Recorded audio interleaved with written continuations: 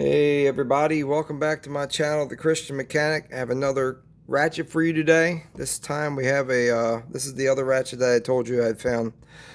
This is a Craftsman fine tooth round head ratchet, and this was production years. This was probably made back in the 70s, sometime in the 70s anyway.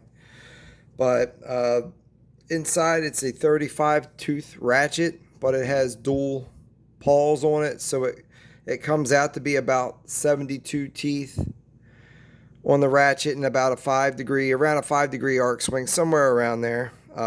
Doesn't That's the best I could come up with from all the research that I did.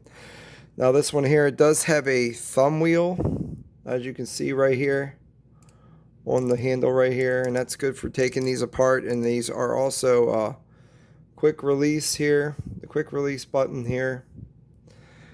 And I believe from top to bottom this is about five inches long, right around 5 inches.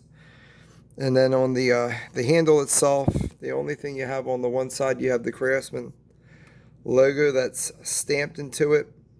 And then on the other side, of course, you got the forged in the USA, and then you got VH or VM. I can't really tell. That's probably what state it was made in. And then you got your part number, which is 43187. Again, this is the 1/4 inch drive Craftsman roundhead fine tooth ratchet. Taking this apart, I've already taken it apart and added some oil to it because it was kind of skipping gears and stuff. But this thing is a pain to get apart because it's 1/4 inch drive and everything's just so small. So I'm gonna back out. But if you have to get this apart, the snap ring piece, the spring retention ring, it's up inside here, and you gotta squeeze that to get it out. So you need those pliers that I had bought at let me back out. Pliers that I had bought from Home Depot, Harbor Freight. These tweezer type of deals here. So these work good for getting that. You just give it a little pinch and you can pop it up. But I'll just go through and show it to you. I'm not gonna put it back together on camera because I just had so much trouble getting it back together. I just didn't want to bore you guys with it. But I'll take it all apart and I'll show it to you, and it goes right back together the same way you took it apart. Now I put just some regular 3-in-1 oil on here when I took it apart, but you can see there's still a lot of rusty looking grease coming out of this thing.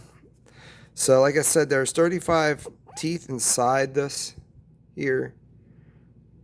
And then the teeth are all like they're in really good shape. And like I said, it's dual paw action on the head right here. So I'll show you that real quick. Move this stuff out of the way. So here's your focus. There you go. So there you go. You got 2 paws there, and you got 3 teeth of engagement per side. So you're going to have two of these engaged in at once. So that's how you're going to get your 72 tooth count, because you're going to be alternating in between the teeth here. But to take this apart, all you got to do is you got to pull these 2 pins here. I'll show you this pin here. You slide these pins out. I slid it out a little bit. Slide that pin out. Oh, there you go. And there's one of the paws down inside here. So here we go. And here's this. And there's the paw right there. I'm only going to take one side of it apart, but it's a hollow shaft straight through, and you got a ball bearing on either side with the spring in between it. So you that's what you got inside there.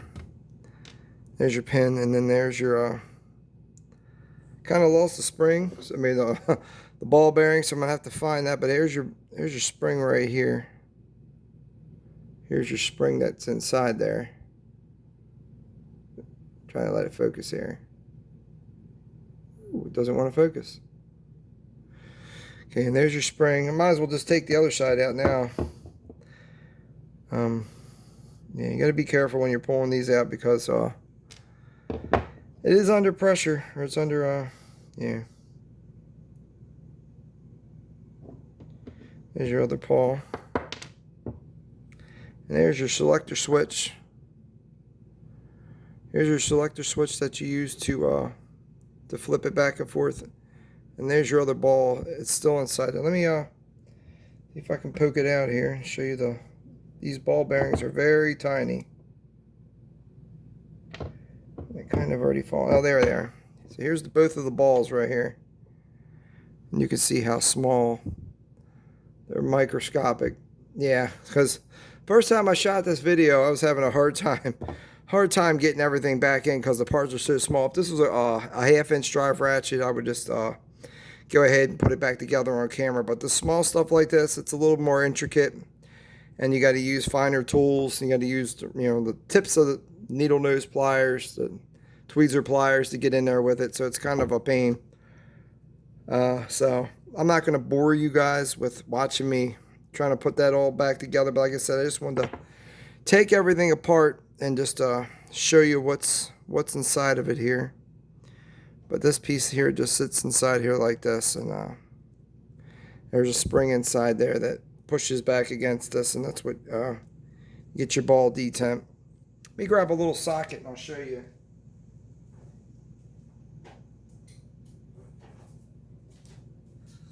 Here we go. This is one of those gear wrench sockets, 15 millimeter, but we'll just pop it on,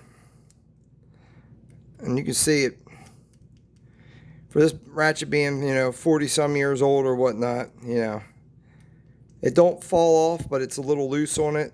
I said you hit the detent button, you pull that off. But apparently these ratchets are very much sought after ratchets.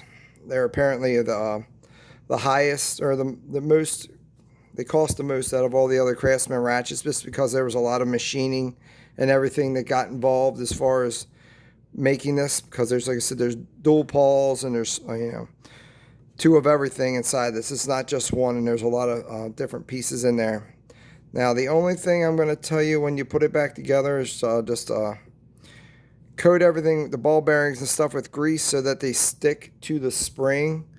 But when you put this snap ring inside here, there's a groove right here. And make sure you squeeze it inside this groove. It's got to be inside this. Let me see.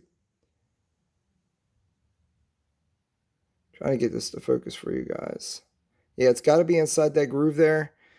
Because if not, it's not going to go back in there. And then it's got to sit inside this groove here. You got to hold that in that groove while you're trying to, squeeze it down in there. And it's a little, like I said, it's a little bit harder with this 1/4" drive because it's so small.